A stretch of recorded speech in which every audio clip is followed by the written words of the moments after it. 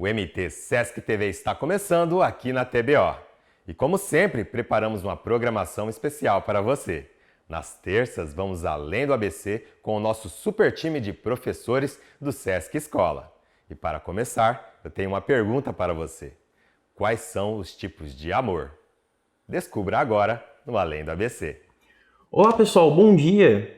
Eu acho que todo mundo que está aqui tem alguém que gosta, tem alguém que ama, é ou não é? Mas aí é que tá.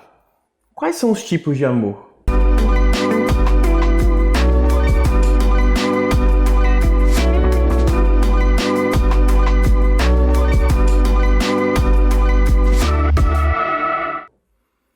E é justamente para falar sobre esse assunto que a filosofia ajuda a gente a entender diversos tipos de amor.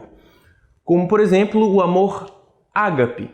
É um dos tipos de amor mais almejados, digamos assim. É aquele amor utópico, aquele amor que a gente pensa que quem sabe um dia a gente pode alcançar. Por quê? Esse amor ágape, para a filosofia, é aquele amor em que a gente olha para toda a humanidade e a gente observa a humanidade, a gente ama cada pessoa do mundo como se fosse nós mesmos, né? É aquele amor ali bem dito por Jesus.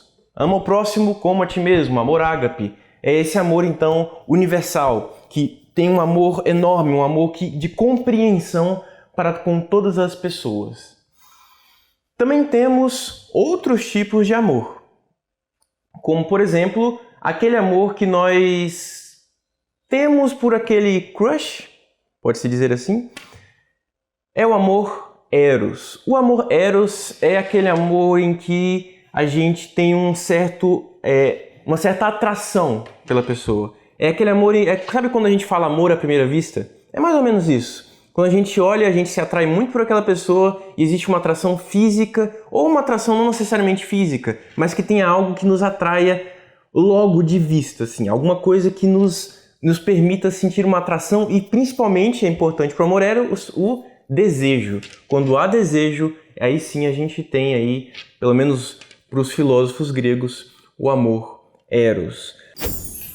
Temos também o amor filia, o filia, que é com PH ali. Esse amor é aquele amor em que a gente normalmente encontra nas nossas amizades. Sabe quando a gente tem aquela amizade que a gente gosta de sair junto, a gente vai pro cinema junto, a gente vai pro rolê junto? É aquela pessoa que a gente pensa assim, poxa, eu não conseguiria imaginar minha vida sem essa pessoa. Aquela pessoa que complementa a nossa vida, faz com que a nossa vida fique mais rica, faz com que a gente olhe todos os dias para a vida e fala, porra, que legal, tá, é ótimo viver assim. É aquele amor que a gente encontra, por exemplo, no filme Luca, né? Aquele filme da Disney, em que o protagonista se encontra com o seu amigo, né? Que também é um tritão. Os dois têm esse amor filia, né? Ou filia, que é esse amor pela essa amizade muito profunda, né? Essa amizade muito forte, que é aquele tipo de amizade que a gente carrega ali pelo resto da nossa vida. A gente também tem o amor storgé. O amor storgé é aquele amor em que a gente tem um sentimento de familiaridade. Ah, então, Júlio, isso quer dizer que é aquele amor que eu tenho pelo meu pai, pela minha mãe, pelos meus irmãos? Também. Por que também? De fato, esse amor familiar existe, obviamente, pelos nossos parentes, né? Aquelas pessoas que vivem com a gente, que convivem com a gente. Mas esse amor ele também pode ser conquistado com outras pessoas, até mesmo com amizades. Por exemplo, o amor que eu estava falando agora há pouco, né? O amor filia, ele pode evoluir para o amor storgé. Por quê? Às vezes a gente encontra uma amizade tão profunda na nossa vida, a gente encontra uma amizade que complementa tanto a nossa vida que a gente nem enxerga mais aquela amizade como uma simples amizade, a gente enxerga como se fosse uma irmandade mesmo, um irmão, né? É como se a vida desse de presente pra gente um irmão. Temos também o amor filáutia, não é filia como o outro, é filáutia, também com PH ali no início. Esse amor filáutia, eu diria que é um dos amores para a filosofia mais importantes. É aquele amor ali que Sócrates dizia, né? O conhece-te a ti mesmo. Na verdade, ele repetia essa frase que estava num templo grego da época. Muitas pessoas confundem achando que essa frase foi ele que criou, mas na verdade é uma frase repetida por ele que estava num templo da época. Que é o amor do amor por si mesmo, o conhece-te a ti mesmo, né?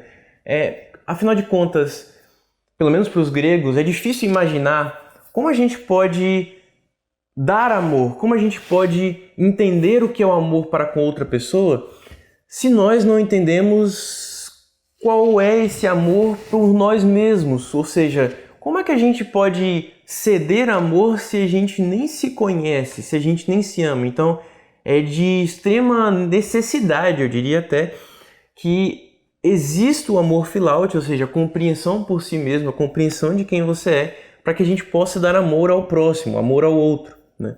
Então, o amor filaute para os gregos é um dos amores mais importantes. Afinal de contas, é o amor por si mesmo, que, ao contrário do que possa parecer, não é um amor tão fácil assim de se conquistar. Afinal de contas, para os gregos é muito fácil a gente confundir o amor que nós temos por nós mesmos com o amor que nós temos pela ideia que se tem pelo amor por nós mesmos. Ou seja, por quê? Porque, na verdade, como é amar a si mesmo, sendo que, na verdade, tudo que se construiu e toda a ideia que você tem de si mesmo foi uma ideia construída fora de você e não dentro de você. Então esse é um dos amores mais necessários, porém também um dos mais difíceis de se conquistar. Um exemplo desse amor filautia é um exemplo ali do filme Megamente, que tem o protagonista que a princípio se entende como um vilão, né? A princípio se entende como alguém ali que faz o mal às pessoas. Mas só depois de um tempo, depois de toda a trama do filme se desenrolar, ele começa a compreender a sua verdadeira natureza. Só aí o personagem, né, o protagonista, ele realmente entende a importância do amor para si mesmo para finalmente realizar o que o complementa como ser. Então, o amor filautia se realiza aí ao decorrer da trama de Megamente. Temos também o amor pragma. O que seria o amor pragma?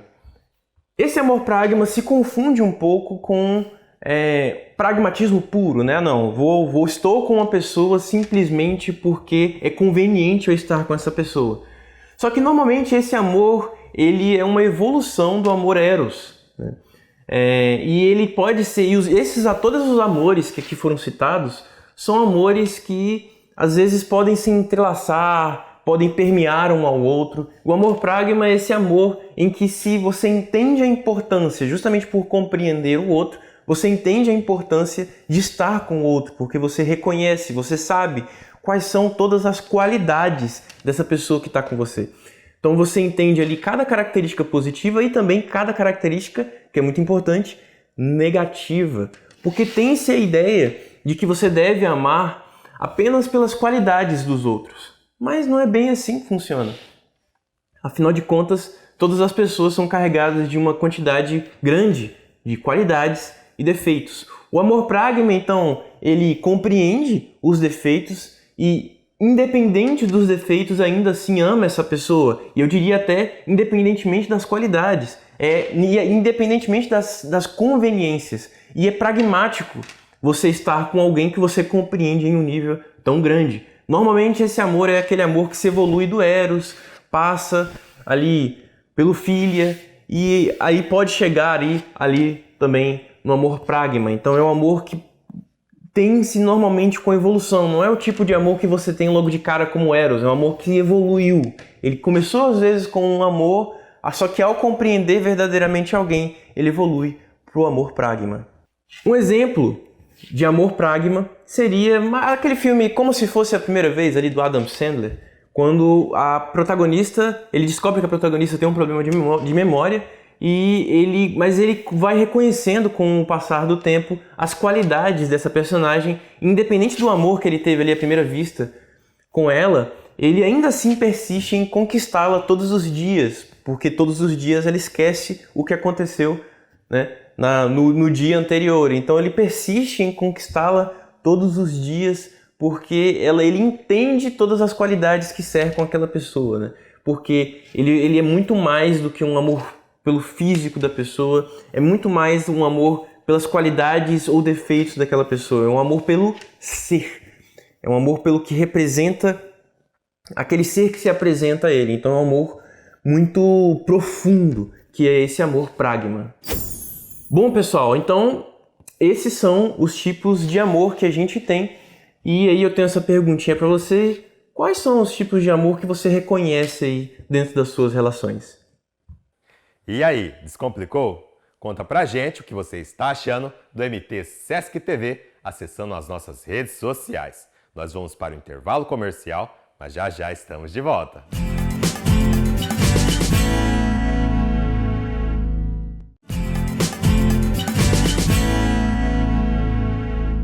Estamos de volta e no programa de hoje você conferiu quais são os 7 tipos de amor. E agora vamos juntos construir um terrário utilizando garrafa PET. Isso mesmo, confira! Olá! Você sabe o que é um terrário? Qual a importância de um terrário? Nós vamos construir hoje juntos. Eu sou a professora Jéssica Trujillo, do Sesc Escola Cuiabá.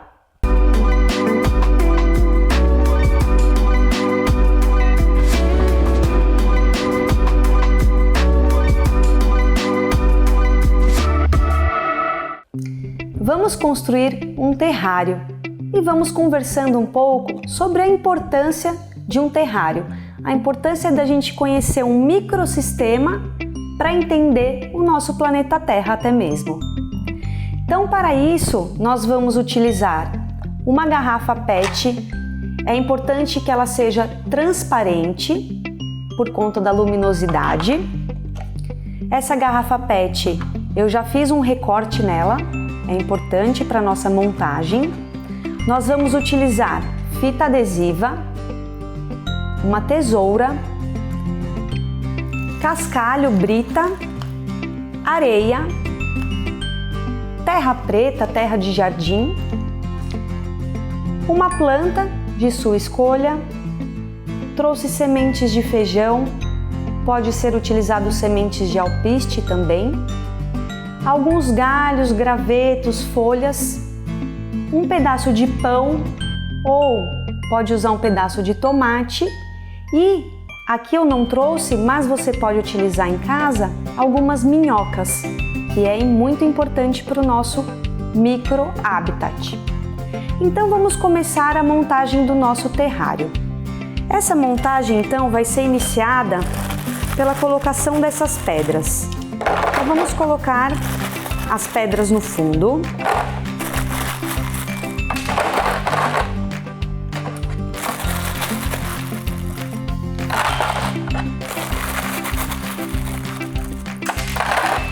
Aqui já é uma forma da gente simular a composição do nosso solo. Começando então pelas pedras, passando para a areia e para a terra. Então nós vamos colocar a areia,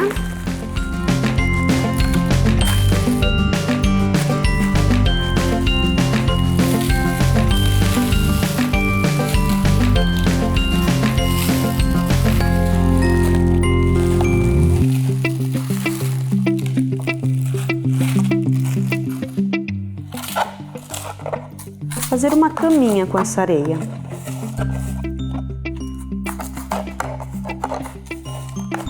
E depois, então, vamos colocar a nossa terra.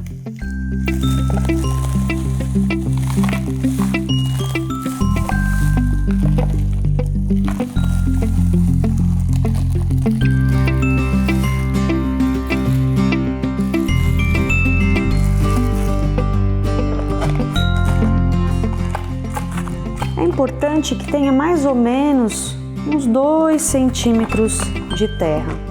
A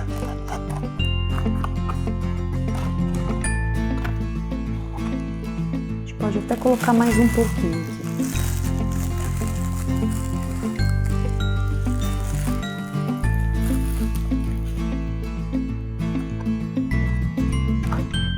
Depois desse passo, então, nós vamos colocar a nossa planta.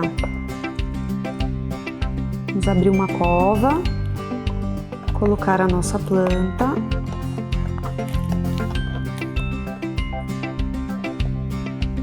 Nesse caso aqui eu utilizei uma suculenta, mas você pode colocar grama, um outro tipo de planta. Já vou plantar o feijão, depois eu vou molhar tudo, tá? Para ficar tudo molhadinho.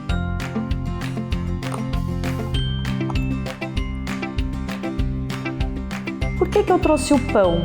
Só para demonstrar que esse vai ser uma fonte de alimento aqui dentro, caso a gente coloque as minhocas. Então as minhocas, elas são muito importantes para um terrário, porque elas vão perfurando o solo e permite a oxigenação desse solo. E além do mais, as fezes da minhoca, que é o humus que a gente conhece, tem uma quantidade muito grande de nitrogênio, que é muito importante para o desenvolvimento aqui desse microhabitat. É um elemento químico muito necessário. Vou colocando então aqui os gravetos e as folhas. E por último, e não menos importante, vem nossa fonte principal de vida, nossa água. Então nós vamos molhar todo esse ambiente.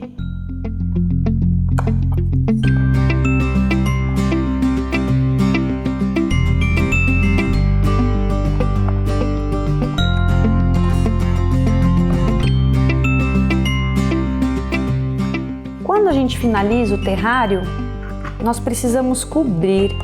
Qual a ideia? A ideia é fazer com que esse sistema viva sem precisar do nosso auxílio.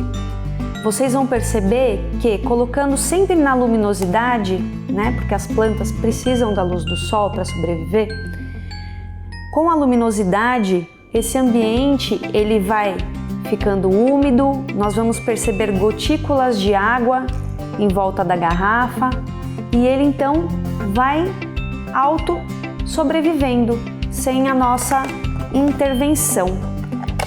Então vamos colocar a fita aqui para fechar o nosso sistema.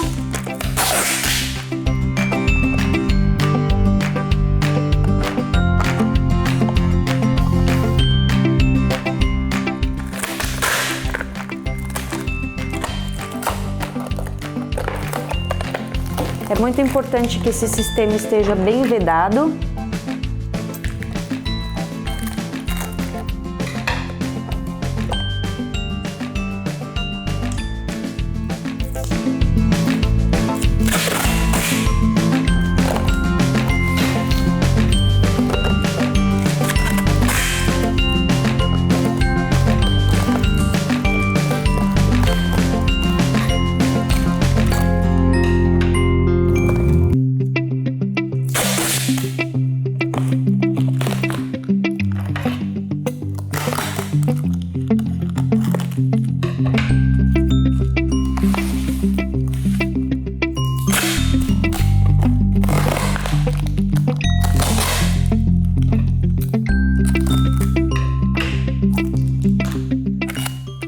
E este é o nosso terrário. Se você puder, coloque mais água também, tá? Deixe o ambiente bem molhado.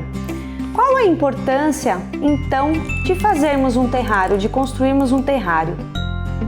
É entender o que acontece dentro do nosso planeta.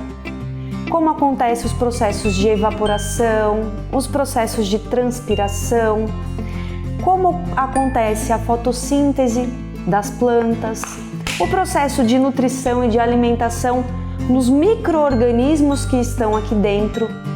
Então, nos permite entender o funcionamento do nosso planeta Terra. E a partir disso, entender que é um planeta Terra vivo, que é um sistema vivo e que nós, seres humanos, muitas vezes influenciamos de forma muito negativa nesses ambientes. Então, entender que o planeta tem vida, que ele sobrevive sozinho, sem o ser humano, sobrevive bem, e pensarmos de que forma estamos agindo no nosso ambiente, de que formas estamos alterando o nosso ambiente, o nosso habitat. Espero que vocês tenham gostado e pensem então em construir um terrário para mostrar para as crianças, para a gente entender um pouquinho da formação do nosso planeta. Até mais! Olá pessoal, tudo jóia com vocês? Eu sou a professora Alcineia, psicopedagoga do Sesc Escola. Vamos falar um pouquinho hoje de um assunto quase ninguém fala muito, é um assunto pouco conhecido, que é a surdo-cegueira. Vamos lá?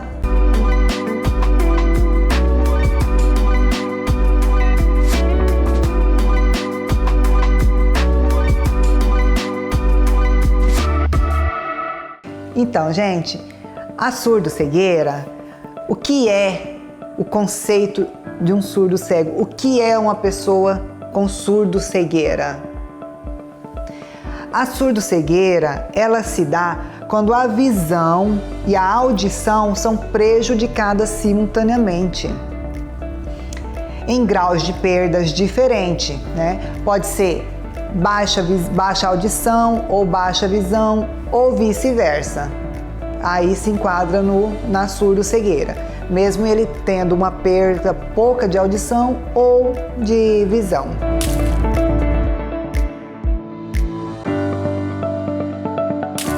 Como é classificada a surdo-cegueira? Ela pode ser classificada em 2 etapas. Como pode ser? Congênita ou adquirida. A surdo-cegueira congênita, ou seja, a criança nasce já com essas deficiências. Tudo bem até aí? Quando é adquirida, ela adquiriu com o longo do tempo, né? Pode ser que ela nasceu só com baixa visão e depois perdeu um pouco da audição, ou pode ser que ela era totalmente, né, com problema auditivo total, perca total da audição ou perca total da visão. Então, juntando os dois, ela foi adquirida, ela adquiriu ao longo do tempo.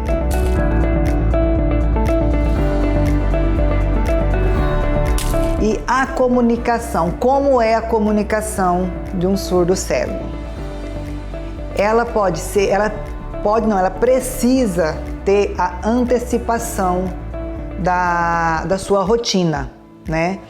Ela precisa de objetos de referência para estar fazendo esse meio de comunicação com essa pessoa surdo-cega. Então aqui eu vou falar um pouquinho para vocês o começo, o meio e o fim. Como que a gente pode estar trabalhando, fazendo o desenvolvimento dessa criança, desde a fase de criança até adulta. Como eu disse anteriormente, ela precisa de um objeto de referência, né? O que é um objeto de referência? Uma rotina. Ela vai precisar fazer uma rotina, antecipar o que vai acontecer com ela, para depois a gente começar a trabalhar o Libras Tátil. Pessoal, vou dar um exemplo para vocês de um café da manhã para um aluno ou uma criança, uma pessoa com surdo-cegueira.